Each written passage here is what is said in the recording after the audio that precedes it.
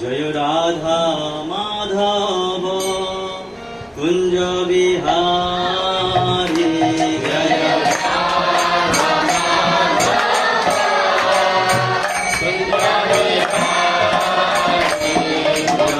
বিজন বল্লভ জয় গিরিবরধারী জয় গিরিবরধারী জয় বিজন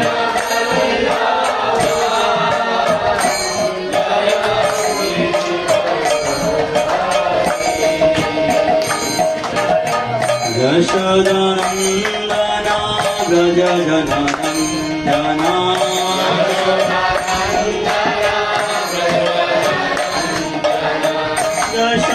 যশোদানন্দনা ব্রজ জননন্দনা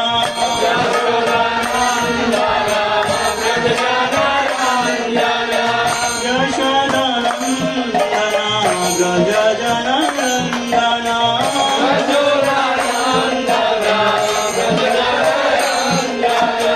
যমুনা তীর বনচারী জয় কুঞ্জ Bihari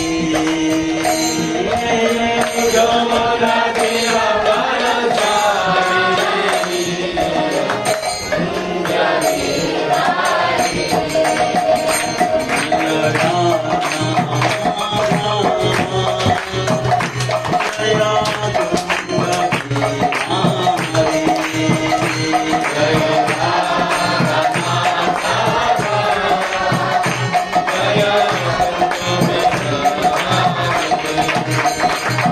Hare Krishna, Krishna Krishna, Hare Hare, Hare Rama, Rama Rama, Hare Hare, Hare Krishna, Krishna Krishna, Hare Hare.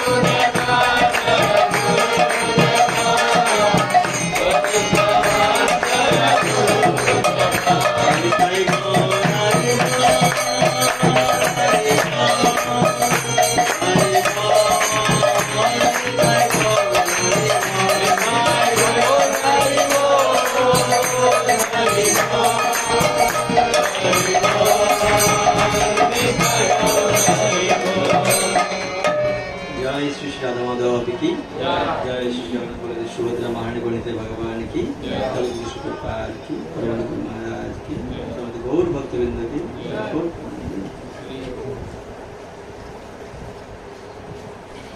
हरे कृष्ण সবাই কেমন আছেন আমরা প্রথমে মঙ্গলাচরণ করব এরপরে আমরা আজকে শ্রীমদ্ ভাগবত গীতায় তৃতীয় অধ্যায়ে 1 থেকে 9 নম্বর শ্লোক আলোচনা করব তো আজকে আমাদের শ্লোকে আজকে আমাদের টপিক হচ্ছে ত্যাগ আমরা কিভাবে ত্যাগ করব কোন জিনিসটা ত্যাগ করব এবং কোন জিনিসটা গ্রহণ করব ঠিক আছে সবাই হাত জোড় করে মঙ্গলাচরণ করবেন ওম অজ্ঞানাতিমিরান্ধস্য জ্ঞানাঞ্জনেন শলাকয়া চক্ষুরুন্মীলিतं येन तस्मै श्रीगुरुवे नमः नमो विष्णुपादाय कृष्णपृष्ठाय भूतले श्रीमते भक्तिवेदान्त स्वामिने नामिने नमस्ते सरस्वती देवे गौरवाणी प्रचारिणे निर्विशेष शून्यवादी पश्चात्प्रदेशधारिणे हे कृष्णा करुणा सिन्धु दीनबन्धु जगत्पते गोपेश गोपिका कान्त राधाकान्त नमोस्तुते तप्तो काञ्चन गौराङ्गी राधे वृन्दावनेश्वरी वृषभानुसुते देवी प्रणमामि हरिप्रिये नीलाचल निवासाय नित्याय परमात्मने बलभद्र सुभद्राभ्यां जगन्नाथाय नमः जय श्री कृष्ण चैतन्य प्रभु नित्यानंद श्री अद्वैत गदाधर शिवाचार्य गौर भक्तवृंद हरे कृष्ण कृष्ण कृष्ण हरे हरे हरे राम राम राम हरे हरे সবাই ভগবানের চরণ বন্দনা করে বলুন ওম নমো ভগবতে বাসুদেবায় ओम नमो भगवते वासुदेवाय ओम नमो भगवते वासुदेवाय नारायणं नमस्कृतं नरं चैव नरोत्तमं देवीं सरस्वतीं व्यासं ततो जयमुदीरये मूकं करोति वाचालं लङ्घे यते गिरिं यत्किपातमहं वन्दे परमानन्दमाधवं श्रीगुरुदीनतारिणे चैतन्य परमेश्वरं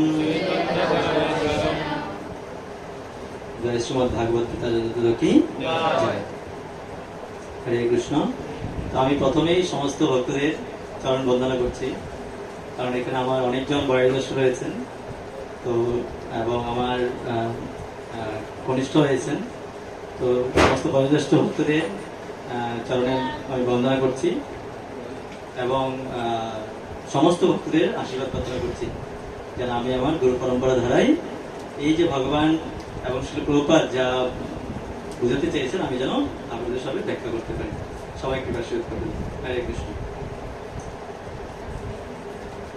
স্লাইডে দেখা যাচ্ছে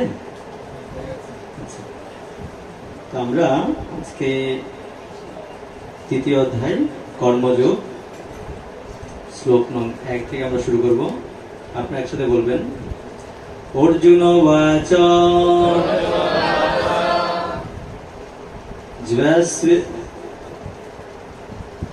जयसि चित् कर्मणस्ते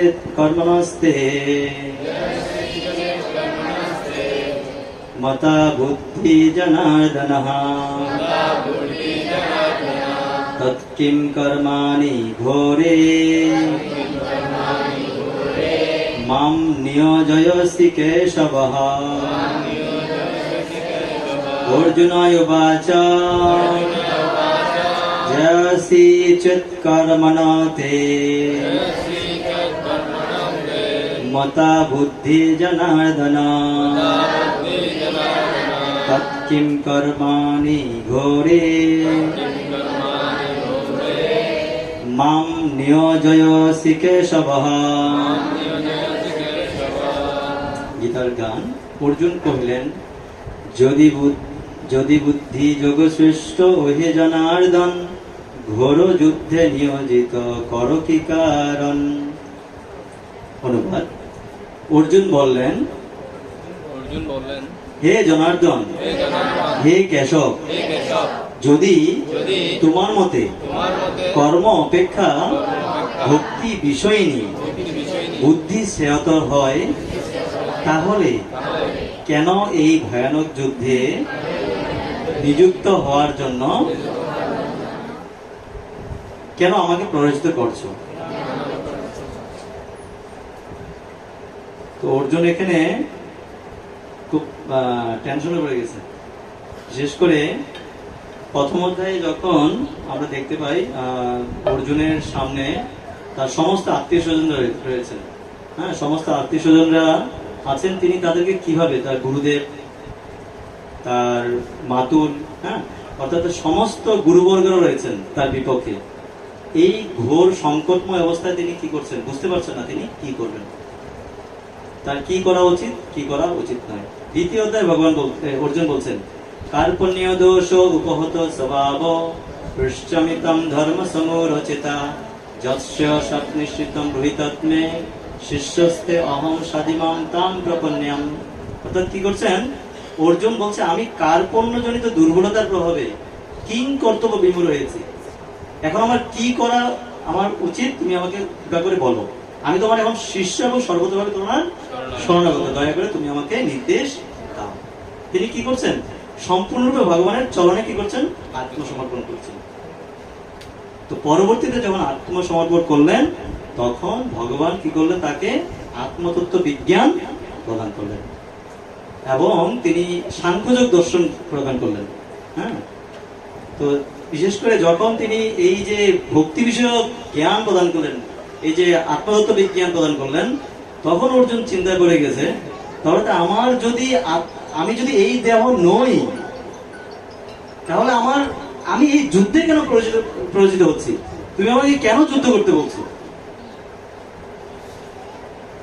হ্যাঁ, তো পরবর্তীতে ভগবান কি করলেন, পরবর্তীতে ভগবান তাকে সে কনফিউজ, আমি কি এখন ভক্তিযোগ অবলম্বন করব নাকি আমি এই যুদ্ধক্ষেত্রে আমি যুদ্ধ করব? কারণ আমার তো যুদ্ধের কোনো প্রয়োজনীয়তা নেই, কেন দেখাচ্ছে রক্তাক্ত আমার কেন প্রয়োজন? তখন তিনি ভগবানকে এই প্রশ্ন করে বসলেন। তো এখানে আসলে আমাদের খুবই গুরুত্বপূর্ণ এটা, আমাদের বিশেষ করে যেহেতু আমাদের এখানে ম্যাক্সিমাম আমরা গৃহস্থ, ঠিক আছে, তো আমাদের এই যে কর্মযোগটা খুব ভালোভাবে বুঝতে, এই যে কর্মকাণ্ড, হ্যাঁ, জ্ঞানকাণ্ড কর্মকাণ্ড সব বিষয়ের ভাণ্ড, হ্যাঁ, বলা হচ্ছে না। তো আমাদের এই যে প্রতিটা বিষয় আমাদের বুঝতে হবে কোনটা আসলে আমাদেরকে ভগবান কি বলেছে। এখানে কিন্তু অর্জুনের কোনো জ্ঞানের প্রয়োজন ছিল না, আমাদেরকে উদ্দেশ্য করে অর্জুনকে কি করেছেন, ভগবান জ্ঞান প্রদান করেছেন। অর্জুন তিনি একদম শুদ্ধ ভক্ত, ভগবানের শুদ্ধ ভক্ত। অর্জুনের মাধ্যমে কি করছেন, আমাদেরকে শিক্ষা প্রদান করছেন এবং খুব সূক্ষ্ম বিষয় কি করছেন, ভগবান অর্জুনকে ব্যাখ্যা প্রদান করছেন। আমরা পরবর্তী শ্লোকটাতে চলে যাই।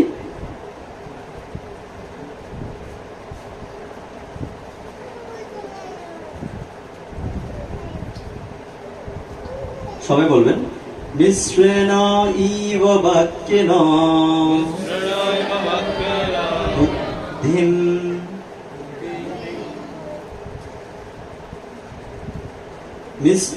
বাক্য মিশ্রেণ ইব বাক্যেন, সরি ভুল বলছি, ব্যামিশ্রেণ ইব বাক্যেন বুদ্ধিং মোহয়সি ইব মে তৎ একম বদ নিশ্চিত্য যেন শ্রেয় অয়ম আপ্নুয়াম। অনুবাদ, তুমি যেন দ্ব্যর্থবোধক বাক্যের দ্বারা আমার বুদ্ধি বিভ্রান্ত করছো, তাই দয়া করে আমাকে নিশ্চিতভাবে বলো কোনটি আমার পক্ষে সবচেয়ে শ্রেয়স্কর। তো দ্ব্যর্থবোধক মানে কি? হরে কৃষ্ণ, কেউ বলতে পারবেন দ্ব্যর্থবোধক মানে কি? মাতাজিদের পক্ষ থেকে দ্ব্যর্থবোধক মানে কি বোঝাচ্ছে এখানে? আমরা আসলে আমাদের টোটাল সেশনটাকে একটু আমরা কি করব, কনভারসেশন করবো। বিশেষ করে আমিও বলবো, আপনারা আমাকে কি করবেন, রিপিট করবেন, দেখবেন তখন বিষয়টা খুব ক্লিয়ার হয়ে যাবে। ঠিক আছে? কেউ কেউ বলতে পারবেন দ্ব্যর্থবোধক মানে কি বোঝানো হচ্ছে এখানে?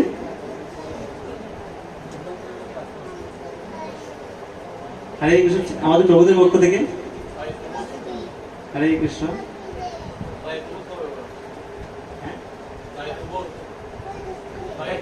দায়িত্ববোধ, আচ্ছা ঠিক আছে। আর কেউ? না। তো দ্ব্যর্থবোধক বাক্যের দ্বারা বোঝাচ্ছে এখানে দুই ধরনের কথা। একটা হচ্ছে অর্জুনকে ভগবান বলছে তুমি কি করো, তুমি ভক্তিযোগ অবলম্বন করো। আবার বলছে তুমি কি করো, যুদ্ধ করো। এই দুই রকম কথা, তাই না? দুই রকম কথা। একটা হচ্ছে তুমি বলছে তুমি ভক্তিযোগ অবলম্বন করো, আবার বলছে তুমি কি করো, যুদ্ধ করো। তাহলে আমার ভক্তিযোগ অবলম্বন করতে হলে যুদ্ধ কেন করতে হবে? এটা একটা দ্ব্যর্থবোধক বাক্য না? এই যে দ্ব্যর্থবোধক বাক্য দ্বারা কেন মানে অর্জুন সম্পূর্ণ কনফিউজ হয়ে যাচ্ছে। তো এই জন্য অর্জুন বলছে আমাকে তুমি কেন দ্ব্যর্থবোধক বাক্য দ্বারা বিভ্রান্ত করছো, অর্জুন বিভ্রান্ত হয়ে যাচ্ছে। তাই দয়া করে আমাকে নিশ্চিতভাবে বলো কোনটি আমার পক্ষে শ্রেষ্ঠ, আমি কি ভক্তিযোগ অবলম্বন করবো নাকি যুদ্ধ করবো? কারণ যুদ্ধ করলে আমাকে কি করতে হবে, আমার বিভিন্ন লেখা আছে আমার আত্মীয় স্বজন প্রাণ যাবে। কিন্তু আমি যদি ভক্তিযোগ অবলম্বন করি তাহলে আমার কি হবে, আমি আমার কোনো কিছুই আমার আমার সবাই সবকিছু ঠিক থাকবে। একদিকে আমি কি হবো, আমি ভক্তিযোগ অবলম্বন করতে পারবো। ঠিক আছে? তো এখানে আসলে খুবই গুরুত্বপূর্ণ কিন্তু এই পয়েন্টটা, যে আমাদের জীবনে আমরা প্রতিটা সময় আমরা অনেক সময় বুঝতে পারি না আমাদের কোন বিষয়টা করা উচিত, কোন বিষয়টা করা উচিত নয়। মনে হচ্ছে আমি কৃষ্ণ ভক্তিতে আসছি, আমার কৃষ্ণ ভক্তিতে আমি আসছি, ভগবানকে জপ করছি, হরিনাম জপ করছি, অথবা আমি বিভিন্ন সাধুসঙ্গ করছি। তাহলে আমাকে কি করতে হবে, সমস্ত কিছু পরিত্যাগ করে দিতে হবে। আমার স্ত্রী, পুত্র, আমার আত্মীয় স্বজন সবাইকে পরিত্যাগ করে আমাকে কি করতে হবে, শুধু ভগবানের চরণে আত্মনিবেদন করতে হবে। এমনটি কিন্তু নয়। আমাকে কি করতে হবে কি করতে হবে না, এখানে আমাদের এই যে গীতার মধ্যে ভগবান সমস্ত কিছু, এই গীতার যে 700টা শ্লোক আছে, 700টা শ্লোকে ভগবান প্রতিটা বিষয়ে একদম ক্লিয়ার করেছেন। এখানে সমস্ত কিছুর আনসার আছে। বলা হচ্ছে না সমস্ত গ্রন্থের সারাতে সার, তবে এটা হচ্ছে মানে আমাদের ম্যানুয়াল বুক। আমরা গীতাকে বলতে পারি কি ম্যানুয়াল বুক। অর্থাৎ আমরা বইয়ের প্রথমে সূচনা পত্র পড়ি না, এই অনেকটা গীতাটা হচ্ছে একটা সূচনা পত্রের মতো। ঠিক আছে? তো তৃতীয় শ্লোকে ভগবান এখন বলছে, কি বলছে আমরা একটু শ্রবণ করি। শ্রী ভগবান উবাচ লোকে অস্মিন দ্বিবিধা নিষ্ঠা পুরা প্রোক্তা ময়া অনঘ জ্ঞান যোগেন সংখ্যানম কর্ম যোগেন যোগিনাম।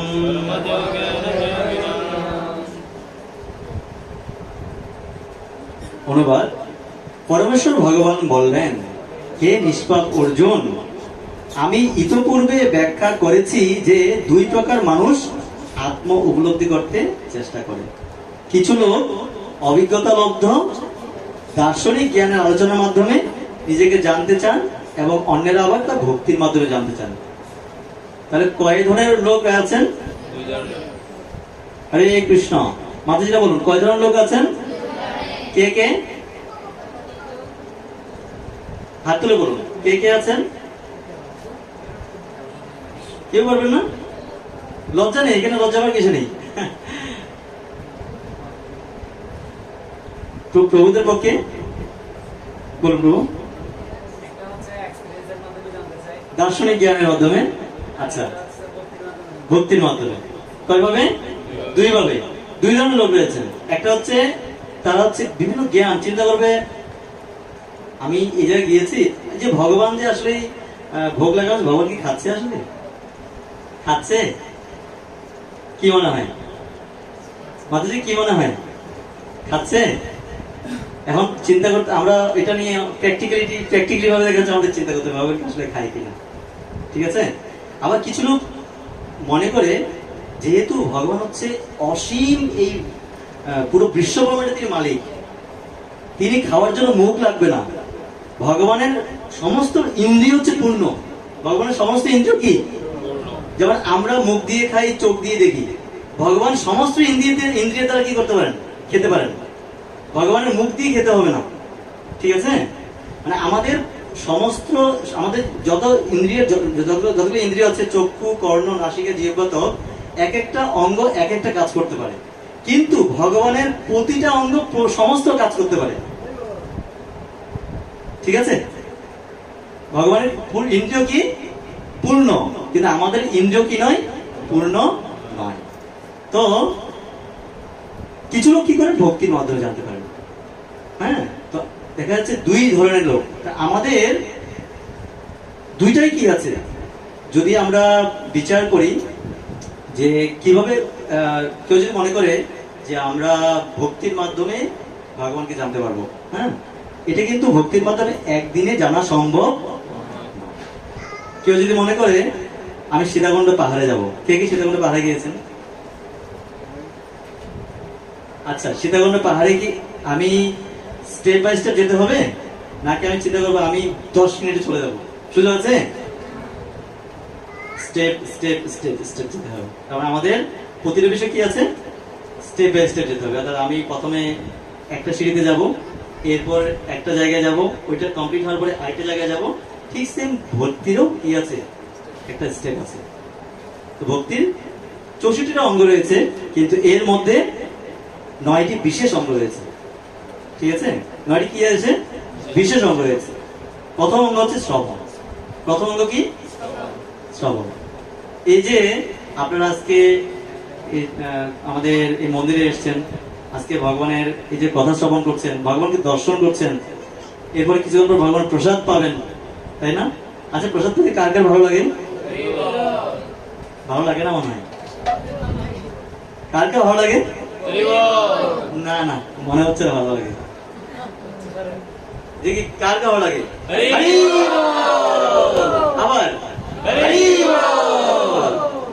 আসলে প্রসাদ এতটাই মহিমান্বিত, যদি যতটুকু যাবে ততটুকু কি করবে? আমাদের হৃদয়ে যত আবর্জনা আছে, আমাদের 84 লক্ষ জনিতে আমরা কুকুর ছিলাম, ছাগল ছিলাম, ভেড়া ছিলাম, বিভিন্ন কীট পতঙ্গ ছিলাম, এমনকি বাথরুমের কীটও ছিলাম। ঠিক আছে? 84 লক্ষ জনি ভ্রমণ করে আমরা কি এসেছি? মানুষ জন্ম পেয়েছি। 84 লক্ষ জনি ভ্রমণ করে আমরা কোথায় পেয়েছি? মনুষ্য জন্ম পেয়েছি। তাহলে কত কত জন্ম আমরা কত প্রাপ্ত করেছি, কিন্তু একদিনে কি সম্ভব সেটা কি করা? আমাদের হৃদয়ে কি আছে? আবর্জনায় পূর্ণ। তাহলে সেটা আমরা কিভাবে এই আবর্জনা থেকে কি করতে পারি? মুক্ত হতে পারি? একমাত্র পন্থা হচ্ছে হরিনাম শ্রবণ, প্রসাদ আস্বাদন। জাস্ট আমরা যদি এই দুইটা করি, আমাদের হৃদয়ের সমস্ত আবর্জনা কি হয়ে যাবে? নষ্ট হয়ে যাবে। ঠিক আছে? তো এখানে ভগবান অর্জুনকে বলছেন দুই ধরনের মানুষ কি আছেন, যারা আত্ম উপলব্ধি করতে চেষ্টা করে কিসের মাধ্যমে? জ্ঞানের, বিভিন্ন দার্শনিক, বিশেষ করে প্র্যাকটিক্যাল, আমাকে প্র্যাকটিক্যাল দেখাতে হবে। অনেকজন বলতে পারে এই যে আপনি ভগবানের কথা বলেন, আপনি কি ভগবানকে দেখছেন? আপনি ভগবানকে দেখছেন? দেখছেন? কে দেখছে ভগবানকে? এই তুমি ভগবানকে দেখছো? দেখো নাই? দেখো নাই? দেখছো কোথায়? কোথায়? এই তো হরি বল, আমাদের সামনেই ভগবান আছে। ঠিক আছে? আমি এটা একটা উদাহরণ দিয়ে বলতে পারি। অনেকজন বিভিন্ন মনে করে না, বিভিন্ন কষ্ট করে, আপনি এই যে এত কথা বলছেন, আপনি কি ভগবান দেখছেন? এই যে ভগবান দেখার জন্য আমাদের চোখের প্রয়োজন আছে। আচ্ছা, অন্ধকারে অন্ধকারে আমরা কি ভগবানকে দেখতে পারি? আমরা কাউকে দেখতে পাই? কেন? কেন? আলো নেই। আমাদের চোখের পিছনে একটা রেটিনা আছে, তো যখন কোন আলো এসে আমাদের এই চোখে আমাদের রেটিনায় মিলিত হয়, তখন ওই জায়গায় মিলিত হওয়ার পরে আলোটা প্রতিফলিত হয়। যদি প্রতিফলিত হয় কোনো বস্তুর উপর পরে, তখন সেটা আমরা দেখতে পাই। যেমন অন্ধকারে থাকে আমরা আলোতে থাকা বস্তু দেখতে পাই, কিন্তু আমরা আলোতে থাকে অন্ধকারে বস্তু দেখতে পাই না। কেন? কেন পাই না? কারণ আলোতে থাকা যে অন্ধকারে থাকা যে বস্তুটা আছে সেটার উপর আলোটা প্রতিফলিত হতে পারে না। এটা আমরা সায়েন্টিফিক, আমরা বিজ্ঞান যারা করেছি বৈজ্ঞানিকভাবে আমরা জানি। তো আমাদের কিন্তু আপাতত কিন্তু কি নেই? চোখ নেই। এই জন্য ভগবানকে দেখতে হবে কিসের মাধ্যমে? কর্ণের মাধ্যমে। ভগবানকে দেখার একটা চোখ আছে, সেটা কি? কর্ণ। অর্থাৎ আমরা যখন কোনো কিছু শ্রবণ করব, তখন সেই শ্রবণের মাধ্যমে আমাদের কি আসবে? কর্ণের মাধ্যমে আমাদের সেটা হৃদয়ে প্রবেশ করবে, আর হৃদয় থেকে সেটা কি হবে? সেই ভক্তিটা জাগরিত হবে। কিন্তু চোখের মাধ্যমে যেটা দেখি সেটা কি নয়, এটা সবকিছু মানে ভ্রম। আমরা এটা অনেকটা ভ্রম বলতে পারি। চোখে যা দেখি সেটা কি নয়? সঠিক নয়। এই জন্য আমাদের আচার্য বর্গরা সবসময় ভগবানের সঙ্গে কি করতেন? ভগবান দর্শন করতেন। যেমন একবার আমাদের একজন সনাতন গোস্বামী, রূপ গোস্বামী, সঠিক আমি ভুলে গেছি, তিনি কি করছেন দেখছেন, রাধারানী গাছের মধ্যে উঠে আছে। হ্যাঁ, না, কৃষ্ণ ঢাল পা দিয়ে ঢাল ইয়ে করছে আর রাধারানী ধরছে। হঠাৎ করে কৃষ্ণ কি করেছে? ছেড়ে দিয়েছে, কারণ রাধারানী উপরে উঠে বসে আছে। হ্যাঁ, অর্থাৎ রাধারানী কোথায় আছে? ঢালে, কিন্তু ঝুলতেছে। বলছে কৃষ্ণ তুমি আমাকে তোমাদের একটু নামাও, কৃষ্ণ তুমি আমাকে নামাও। কিন্তু কৃষ্ণ আর নামাচ্ছে না। আর এই দেখে আমাদের সেই গোস্বামীপাদ কি করছেন? একটা হাসি দিয়েছেন। তিনি কি করছেন? তিনি ভগবানকে এই যে এই লীলাগুলো দর্শন করছেন। ঠিক আছে, এই যে আমরা বিভিন্ন শাস্ত্রগুলো পড়ি, বিভিন্ন রূপ গোস্বামী অথবা ওনারা এই আচার্যদের, তারা এগুলো দর্শন করে কি করতেন? লিখতেন। ঠিক আছে, তো ওদের সে কি আছে? চোখ আছে। তখন সামনে একজন কুজো, একজন মুনি ঋষি যাচ্ছিলেন। তিনি কুজো, তিনি বলছিলেন যে আমাকে দেখে মনে হয় সে কি করছে? হাসছে। এই যে তখন অষ্টপ্রহর মুনি, আমরা সে রিলেশন অনেকেই জানি। ঠিক আছে, তখন আমাদের গোসাইপাদের কি হয়েছে? তার চরণে অপরাধ হয়ে গেছে। ঠিক আছে, এই যে আমি এটা বলার কারণ হচ্ছে, আমরা সবকিছু দর্শন নিয়ে কি করতে পারবো না। দর্শন জানার জন্য আমাদের কি করতে হবে? কি থাকতে হবে? সেই জ্ঞানটা রাখতে হবে। তো ভগবান এখানে এই জন্য বলছেন, দুই ধরনের ব্যক্তি রয়েছেন। যারা ভক্তি, একজন আছেন দার্শনিক বিভিন্ন বিষয় চিন্তা করে তারা কি করতে পারে? চেষ্টা করে ভগবানের জানতে চেষ্টা করে। আর আরেকজন আছে তার ভক্তির মাধ্যমে জানতে চান। ৪র্থ নম্বর শ্লোক আপনারা একটু বলবেন। ন কর্মণাম অনারম্ভাৎ নৈষ্কর্ম্যম মুক্পুরুষ অশ্নুতে ন চ সন্ন্যাসনাৎ এব সিদ্ধিম সমধিগচ্ছতি। কেবল কর্মের অনুষ্ঠান না করার মাধ্যমে কর্মফল থেকে মুক্ত হওয়া যায় না। আবার কর্মত্যাগের মাধ্যমেও সিদ্ধি লাভ করা যায় না। কি বলছে? বলা হচ্ছে কেবল কেউ যদি সমস্ত কর্ম অনুষ্ঠান ত্যাগ করে, কোনো কর্ম অনুষ্ঠান করছে না, কোনো কিছু করছে না, জাস্ট কি করছে? সে সমস্ত কর্ম পরিত্যাগ করে সে শুধু ভগবানকে স্মরণ করছে। আবার কেউ আছে কি হচ্ছে, মানে কোন কর্ম ত্যাগের মাধ্যমে তিনি কি করছে? সমস্ত কর্ম ত্যাগ করে দিচ্ছে। ত্যাগ করে দিয়ে সে বলছে আমি সিদ্ধি লাভ করবো। অনেক যোগীরা আছে, তারা সবকিছু ছেড়ে কোথায় চলে যায়? বনে চলে যায়।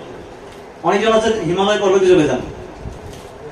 এখানে শ্রীল প্রভুপাদ ব্যাখ্যা করবেন, কেউ যদি নির্জনে বসে, নির্জনে বসে সমস্ত কিছু পরিত্যাগ করে নির্জনে বসে যায়, কিন্তু আমাদের পূর্ব জন্মকৃত যে কর্মফলগুলো রয়েছে সেগুলো কিন্তু তাকে কি করে না, শান্তিতে থাকতে দেয় না।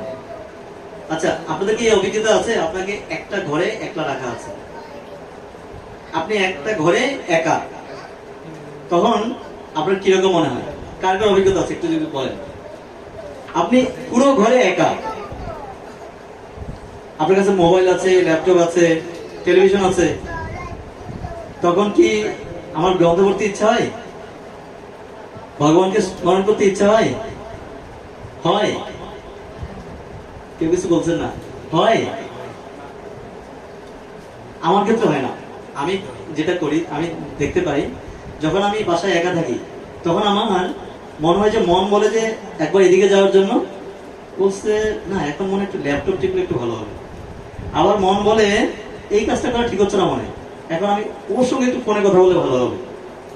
আবার মন বলে কি এই কাজটা করলে ভালো হবে। এই যে আমাদের মনের যে বিভিন্ন মানে আমাদেরকে বিভিন্ন ভাবে কি করছে, প্রতি মুহূর্তে আমাদের কি করছে। তো আমরা যদি চাইও কিন্তু কি সম্ভব নয় আমাদের, আমরা কর্মফল ত্যাগ করতে পারি না। এই জন্য ভগবান এখানে বলছে কেবল কর্মের অনুষ্ঠান না করার মাধ্যমে কর্মফল থেকে মুক্ত হওয়া যায় না। কর্মের যে ফল, এটা থেকে মুক্ত হওয়া যায় না। অথবা কেউ যদি কর্ম ত্যাগ করে, সমস্ত কর্ম ত্যাগ করে, সে সিদ্ধি হতে পারবে না। এর জন্য আমাদের 4টা আশ্রমের ব্যবস্থা করেছে, বর্ণাশ্রম ধর্মের ব্যবস্থা। বর্ণাশ্রম ধর্মকে কি কি? বর্ণাশ্রম 4টা আশ্রম কি কি? ব্রহ্মচারী, গৃহস্থ, বানপ্রস্থ, সন্ন্যাস, মানে 4টা আশ্রম রয়েছে। এই বর্ণাশ্রম ধর্মের মাধ্যমে আমাদের কি করতে হবে? ভগবত ভক্তি অনুসরণ করবে। যদিও এই বর্ণাশ্রম ধর্মটা কি নয়, শুদ্ধ ভক্তি,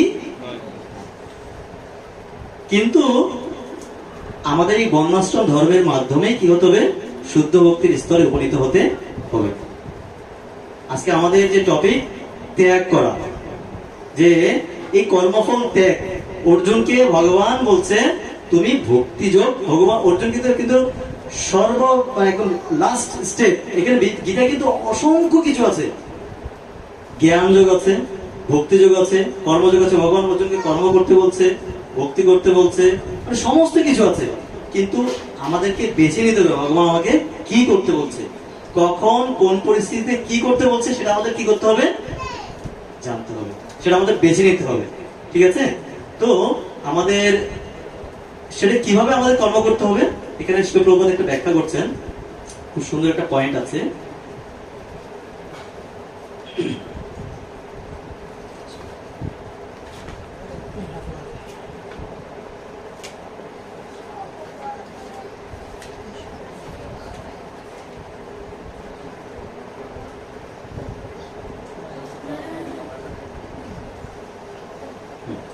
এখানে দেখুন বলা হচ্ছে, শাস্ত্রের নির্দেশ অনুযায়ী বিধিনিষেধের আচরণ করার ফলে যখন অন্তর পবিত্র হয়, জড় বন্ধনগুলি শিথিল হয়ে যায়, তখন মানুষ সর্বত্যাগী জীবনধারায় সন্ন্যাস আশ্রম গ্রহণ করার যোগ্য হয়।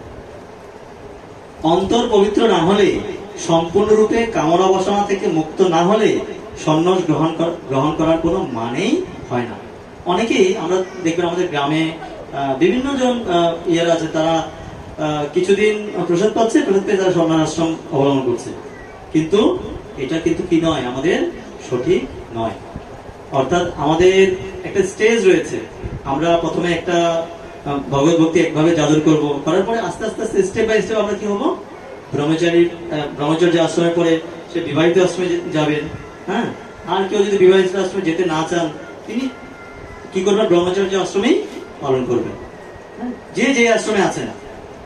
এর পরবর্তীতে যদি কেউ পরবর্তীতে তার যোগ্য হন, হ্যাঁ, গুরুদেবের অনুপ্রেরণায় তিনি কি করবেন? তিনি বানপ্রস্থ আশ্রমে যাবেন, এর পরবর্তী সন্ন্যাস আশ্রমে যাবেন। এই যে একটা স্টেপ, সেই স্টেপগুলো আমাদের ফলো করতে হবে। যদি আমরা চিন্তা করি না আমরা একদিনেই কি হয়ে যাব, আজকে আমরা এই যে আজকে মন্দিরে আসছি, কালকে থেকে আমরা সমস্ত আমার পুত্রেরও দরকার নেই, আমার স্ত্রীরও দরকার নেই, আমার স্ত্রী সে থাক, আমি আজকে মন্দিরে জয়েন করে নেবো, মন্দিরে আজকে কি সেবা করবো, এমনটা করা যাবে না। এটা হচ্ছে আমাদের শিক্ষা, যে আমাদের এগুলো কিন্তু আমাদের গৃহস্থদের স্পেশাল শিক্ষা। যে অনেকেই মনে করে যে গৃহস্থ জীবন আসার পরে আমরা কি করবো এটা হচ্ছে ভবঘুরের মতো শুধুমাত্র কি করবো না, আমার গৃহস্থের দায়িত্ব পালন করতে হবে। এবং গৃহস্থ হচ্ছে এটা একটা আশ্রম। কি বলা হচ্ছে? গৃহস্থ আশ্রম। এটা কি নয়, এটা ঘর না, আমরা যেটা মনে করি একটা বিল্ডিং না, এটা একটা আশ্রম। যেমন এই আশ্রমের কি আছে, একটা একটা নির্দিষ্ট কি আছে, সে মানে রুলস এন্ড রেগুলেশন আছে না। যেমন আমরা এখানে মন্দিরে কি আছে, সকালে মর্নিং প্রোগ্রাম, মঙ্গলারতি, এরপরে গুরু পূজা, দর্শনারতি, তারপর দুপুরে হচ্ছে ভোগারতি, সন্ধ্যারতি, সমস্ত কিছু হচ্ছে। ভগবানের 3 বেলায় ভগবানের সেবা হচ্ছে, তাই না?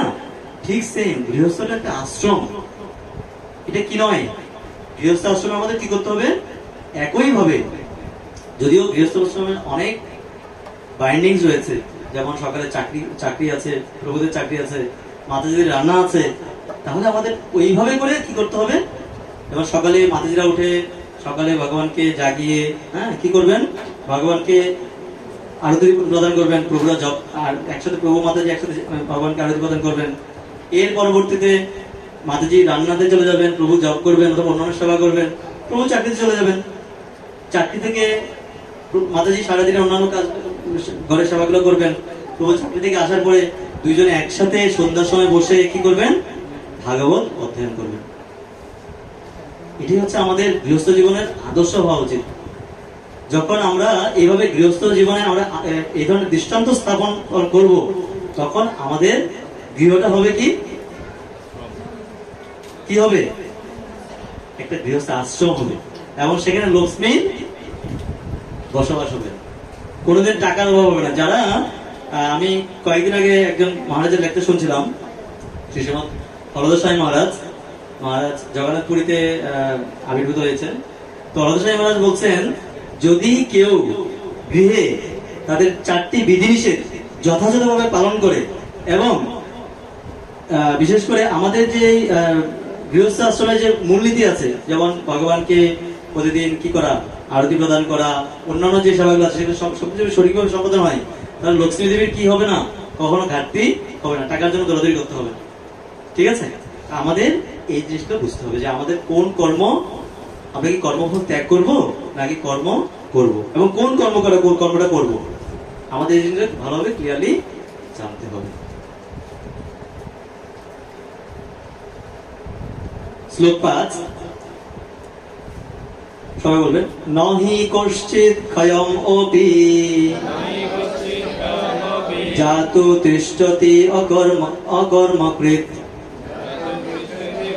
হি অবশ্য কর্ম প্রকৃতি জয়ী। নহি কশ্চিৎ ক্ষণমপি জাতু তিষ্ঠতি কর্মকৃত কার্যতে হি বশ কর্মঃ সর্ব প্রকৃতি জয়ী গুণই। সকলেই মায়াজাত গুণসমূহের দ্বারা প্রভাবিত হয়ে অসহায়ভাবে কর্ম করতে বাধ্য হয়। তাই কর্ম না করে কেউই ক্ষণকালও থাকতে পারে না। কি ভাই, সকলেই মায়াজাত গুণ সমূহের দ্বারা, এই যে প্রকৃতি, আমরা যে প্রকৃতিতে আছি, প্রকৃতি সবসময় আমাদের কি দ্বারা, তার বিভিন্ন গুণ দ্বারা কি করছে। প্রকৃতির নিয়ন্ত্রণকে কেউ জানেন না? প্রকৃতির নিয়ন্ত্রণকে হরে কৃষ্ণ, দুর্গা দেবী। প্রকৃতির নিয়ন্ত্রণকে দুর্গা দেবী। ভগবান এই জড়জগতের অধিষ্ঠাত্রী দেবী কাকে দিয়েছেন, দায়িত্ব কাকে দিয়েছেন? মা দুর্গাকে। মা দুর্গার কয়টা একটা কি আছে, ত্রিশূল আছে না? ত্রিশূলের 3টা অর্থ বহন করে। কি অর্থ বহন করে? ত্রিশূল। মা দুর্গা কিন্তু আমাদের কি করছেন, 3টা শূল দ্বারা আমাদেরকে বিদ্ধ করছেন। এবং তিনি গুণ মানে হচ্ছে সুতা। গুণ মানে কি? সুতা দিয়ে আমাদেরকে কি করছেন, যেমনে নাচাও তেমনে নাচে। আমাদেরকে দুর্গা দেবী কি করছেন, নাচাচ্ছেন সুতা দ্বারা।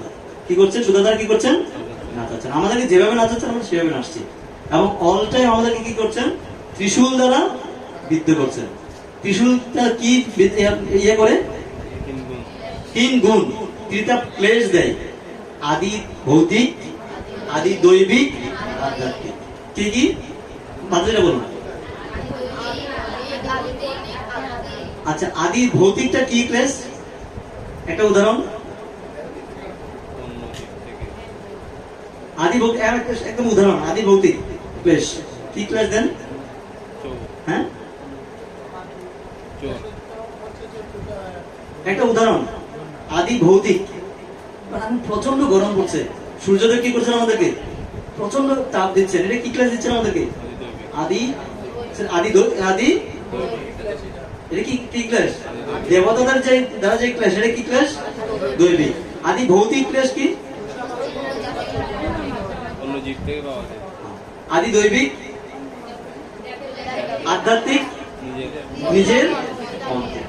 এই যে দুর্গাদেব আমাদেরকে কি করছেন? বিভিন্ন গুণ দ্বারা আমাদেরকে কি করছেন? সবসময় বিভিন্ন কষ্ট দিচ্ছেন। তবু সকলে মায়াজাত গুণ সময়ের দ্বারা প্রভাবিত হয়ে অসহায়ভাবে কর্ম করতে, মানে আমরা না চাইলেও কি করবে? দুর্গাদেব আমাদের কি করবে? কর্ম করতে বাধ্য করবে। তা আমরা কেউই ক্ষণকালও কর্ম না করা ছাড়া থাকতে পারে না। তা আমরা কোন ধরনের কর্ম করব সেটা আমাদের পরবর্তী শ্লোকে আমরা জানবো। কর্মে ইন্দ্রিয়াণি সংযম্য যো আস্তে মনসা স্মরণঃ ইন্দ্রিয়ার্থ বিমূঢ়াত্মা মিথ্যাচার স উচ্যতে। বলছে যে ব্যক্তি পঞ্চকর্ম ইন্দ্রিয় সংযত করেও মনে মনে শব্দ, রস আদি ইন্দ্রিয়ের বিষয়গুলি স্মরণ করে। কে বলছে? যারা বলছে না আমরা সমস্ত কিছু ত্যাগ করে দেব। কি করে দেব? সমস্ত কিছু ত্যাগ করে দেব। আমরা একদম আমরা কিছুই করবো না, কোনো কর্মই করবো না। কর্ম করতে কোথায় চলে যাবো? বনে চলে যাবো অথবা হিমালয় পর্বতে চলে যাবো। না হয় সমস্ত কিছু ত্যাগ করে দিয়ে আমরা একাকী ভাবে নির্জন বসে আমরা শুধু ভজন করব। কিন্তু এখানে ভগবান বলছে কি, যে ব্যক্তি পঞ্চকর্ম ইন্দ্রিয় সংযত করেও, আমাদের পঞ্চকর্ম ইন্দ্রিয় আছে, চক্ষু, কর্ণ, নাসিকা, জিহ্বা এবং ত্বক, পাঁচটা কর্ম ইন্দ্রিয় আছে। এগুলা সংযত যদি সংযত করে, তবুও সে কি হয়? মনে মনে, মন এতই শক্তিশালী আমাদের কি করে? মনে মনে আমাদের কি হয়? শব্দ রস আদি যে ইন্দ্রিয়গুলো আছে, ইন্দ্রিয় বিষয়, সেগুলোকে স্মরণ করার মাধ্যমে আমাদেরকে বিভ্রান্ত করে। কে বিভ্রান্ত করে? মন। এবং সেই যখন কেউ দেখা যাচ্ছে এরকম করে, তাকে কি বলা হয়? মিথ্যাচারী, ভণ্ড বলা হয়। ভণ্ড শব্দটা শুনতে অনেক খারাপ লাগছে না? কেউ যদি দেখা যাচ্ছে মনে করে যে আমি সমস্ত কিছু ত্যাগ করব, ত্যাগ করে আমরা কি করব? নির্জনে বসে ভজন করবো অথবা একাকী কোথাও দিকে যাব, সেটা ভগবান অনুমোদন করেন।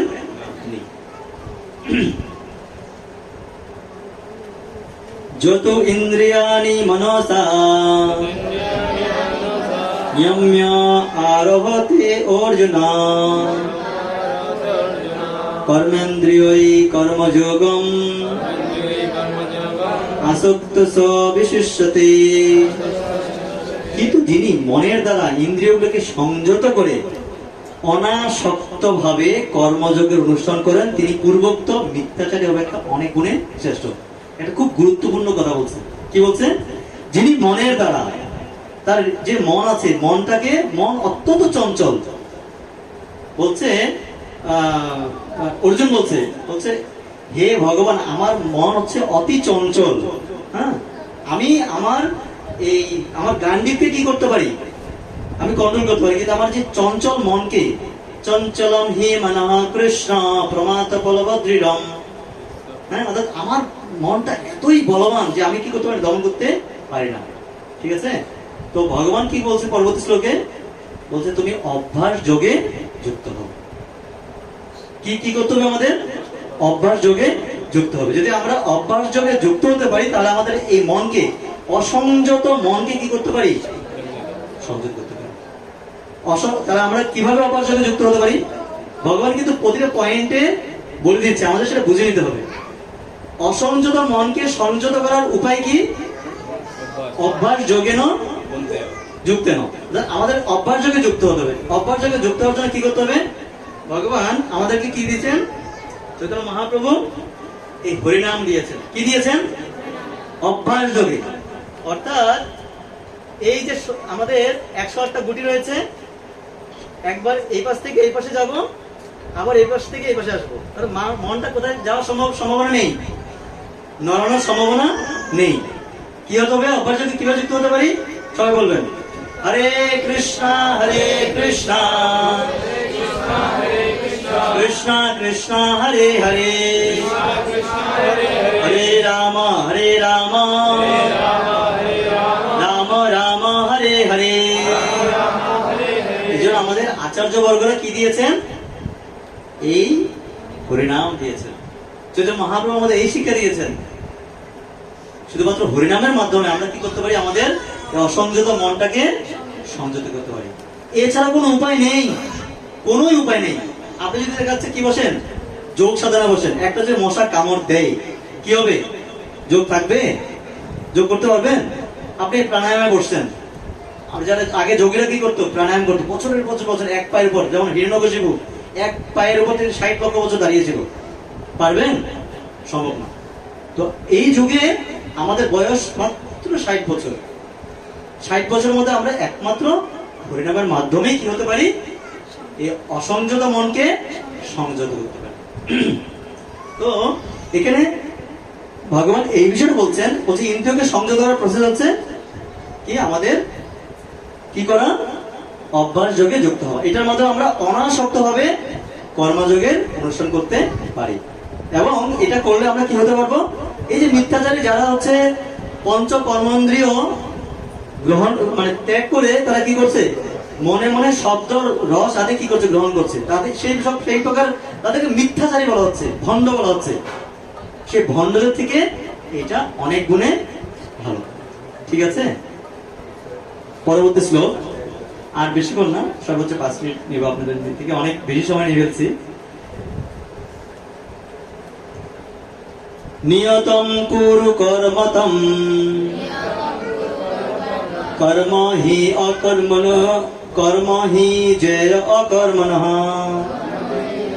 কর্ম জয় হি অকর্মণঃ শরীর যাত্রায়পি চ তে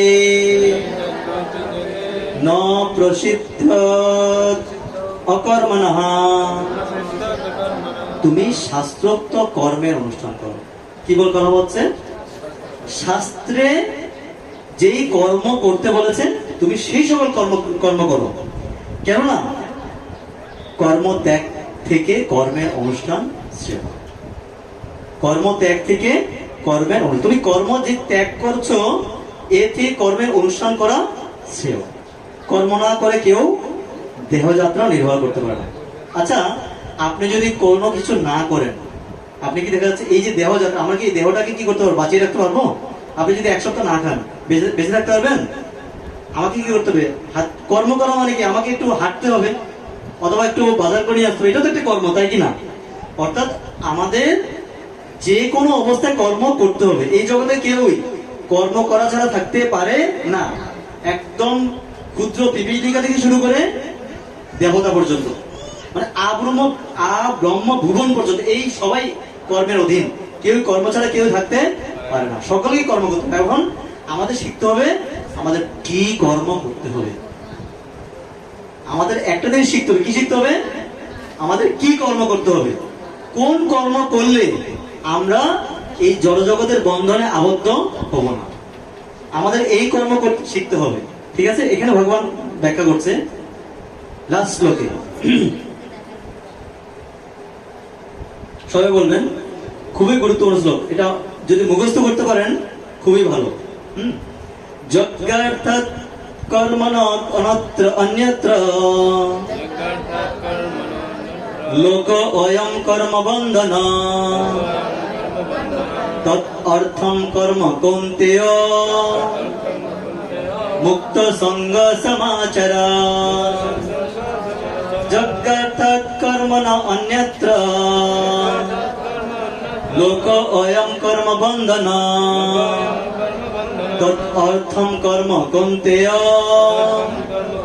মুক্ত সঙ্গ সমাচার। যজ্ঞার্থাৎ, যজ্ঞ বা বিষ্ণুর জন্যই কেবল, কর্মণঃ কর্ম, অন্যত্র তা ছাড়া লোকহ এই জগতে অয়ং এই কর্মবন্ধন তার অর্থম নিমিত্ত কর্ম কৌন্ত হে কুন্তিপুত্র মুক্ত সঙ্গ আসক্তি রহিত হয়ে, মুক্ত সঙ্গ অর্থ কি? আসক্তি রহিত হয়ে সমাচার অনুষ্ঠান করো। গীতার জ্ঞান।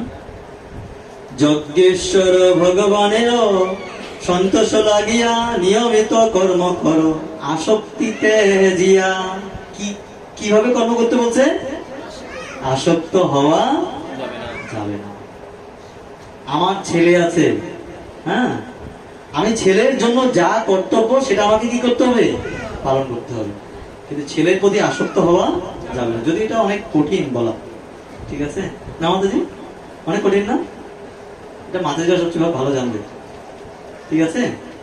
অর্থাৎ আমার স্ত্রীর প্রতি যা কর্তব্য সেটাতে কোনো কি দেওয়া যাবে না, কিন্তু আসক্ত হওয়া যাবে না। আমি এই অর্থটা আমি উপার্জন করছি, এটা হচ্ছে আমার কর্তব্য কর্ম। কি করা? ভগবানের সেবায় নিয়োজিত করা। অর্থাৎ আমাদের যা কিছু আমরা ইয়ে করবো সেটা কিসের জন্য? ভগবান সেবার মাধ্যমে। তো এর মাধ্যমে আমরা কি হতে পারি? আমাদের সমস্ত কিছু থেকে আমরা পরিত্রাণ পেতে পারি। তো এখানে বলা হচ্ছে বিষ্ণু প্রীতি সম্পাদন করার জন্যই কর্ম করা উচিত, তা না হলে কর্মই এই জগতের জড়জগতের বন্ধনের কারণ। যদি যেই কর্মটা কি হবে, যেই কর্মটা আমার আসক্তি রহিত, আসক্তি যুক্ত হবে, সেটা আমাকে কি করবে? বন্ধনে যুক্ত করবে। আমি যদি আসক্তি যুক্ত হয়ে কোনো কর্ম করি, সেটা আমার বন্ধনের কারণ। আমি যতই ভগবত ভক্তি করি, সেটা কি হবে না, কোনো লাভ আসবে। যদিও ভগবত ভক্তি করতে করতে আমরা আস্তে আস্তে কি হবে, আমার আসক্তি, ভগবান আমাকে কি করবে? করুণা করবেন। কিন্তু আমাদের উদ্দেশ্য হওয়া উচিত এইভাবে আসক্তি রহিত হয়ে সমস্ত কর্ম করা। তাহলে এই কর্মই জড়জগৎ বন্ধনের কারণ। তাই হে কুন্তিও, ভগবানের সন্তুষ্টি বিধানের জন্যই কেবল তুমি তোমার কর্তব্য কর্ম অনুষ্ঠান করো, এবং এভাবে তুমি সর্বদাই বন্ধন থেকে মুক্ত হতে পারবে। তাহলে আমাদেরকে সবকিছু, আমাদের কোনো কিছু কি ত্যাগ করতে হবে? ভগবান কি কোনো কিছু ত্যাগ করতে বলেছে? বলেছে প্রভু? হরে কৃষ্ণ কৃষ্ণ কৃষ্ণ হরে হরে, হরে রাম রাম রাম হরে হরে। হরে কৃষ্ণ। আমি সকলের নিকট ক্ষমা প্রার্থী, অনেক সময় নিয়ে ফেলেছি। তো আমাদের এটা হচ্ছে গ্রন্থ ম্যারাথন মাস। তো আমরা বিশেষ করে এই যে এই আগের শ্লোকে 8 নম্বর শ্লোকে ভগবান বলছেন কি, আমাদের শাস্ত্র নির্দেশিত ভাবে কি করতে হবে? কর্ম করতে হবে। তো এটা আমরা কোথা থেকে জানতে পারবো? এটা একমাত্র প্রসেস হচ্ছে আমাদের এই গীতা ভাগবত, অর্থাৎ আমাদের শাস্ত্রের জ্ঞান আহরণ করা। আমি একটা ছোট একটু উদাহরণ বলে শেষ করব, বেশি সময় নেব না। আমাদের এই যে এই জগতে যা কিছু হচ্ছে, আমরা যা কিছু দেখতে পাচ্ছি চারিপাশে, অনেকেই হয়তো ভয়ে ভীত হয়ে আছে, কিন্তু এটা থেকে পরিত্রাণের একটা উপায় আছে। কিন্তু একটা না, দুটো উপায়। প্রথমটা হচ্ছে আমাদের নিজেদের জ্ঞান থাকতে হবে।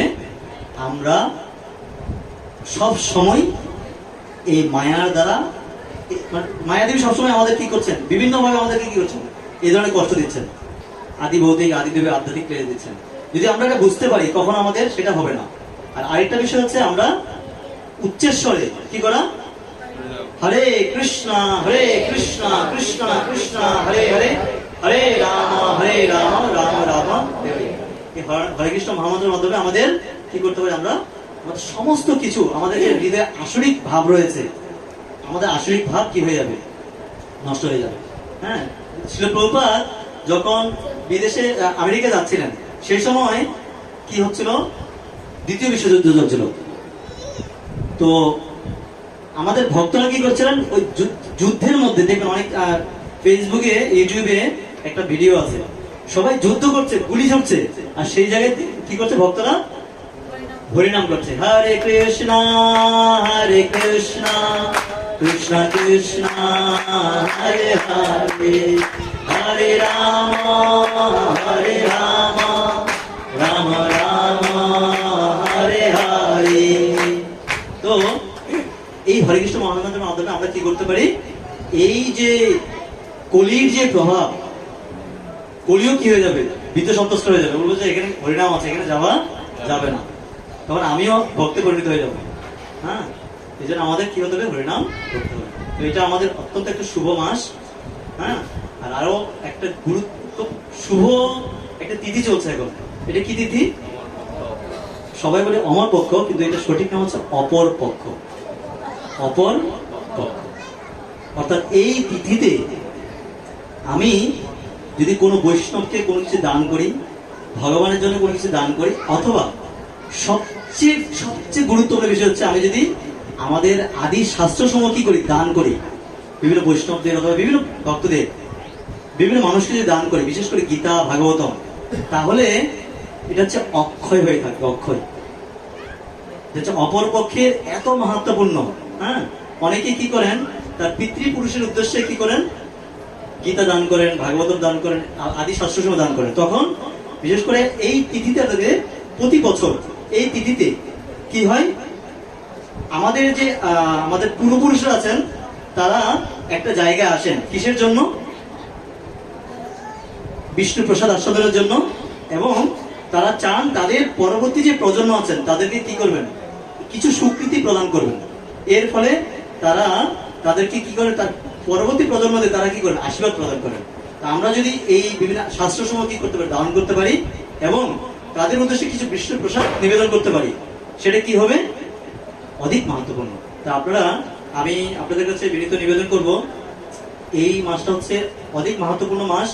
বিশেষ করে আমাদের এই মাসেই কি হয়েছিল, শ্রীমৎ ভাগবতমের আবির্ভাব হয়েছিল। তো এই মাসে আপনারা শ্রীমৎ ভাগবতম অধ্যয়ন করবেন, এবং শ্রীমৎ ভাগবতম যাদের গৃহে নেই, শ্রীমৎ ভাগবতমকে নিয়ে গৃহে কি করবেন, ভাগবতম প্রতিষ্ঠা করবেন। ভাগবতম সাক্ষাৎ ভগবান প্রণীতম, তিনি সরাসরি ভগবান কৃষ্ণ, এবং শ্রীমৎ ভাগবতমের কোনো ভিন্নতা নেই। তা আপনারা যদি এই ভাগবতম এই মাসে কি করতে পারেন, গ্রহণ করতে পারেন, সেটা অধিক মাহাত্ম্যপূর্ণ। হরে কৃষ্ণ। আমি সকলের কাছে ক্ষমা প্রার্থী, অনেক মূল্যবান সময় নিয়েছি। বাঞ্ছা গল্প তরুভ্যশ্চ কৃপা সিন্ধুভ্য এব চ পতিতানাং পাবনেভ্যো বৈষ্ণবেভ্যো নমঃ। সমস্ত গৌর প্রিয় ভক্তবৃন্দ কি, জগৎ গুরু প্রভুপাদ কি, আমাদের গুরু মহারাজ কি, গৌর প্রেমানন্দে।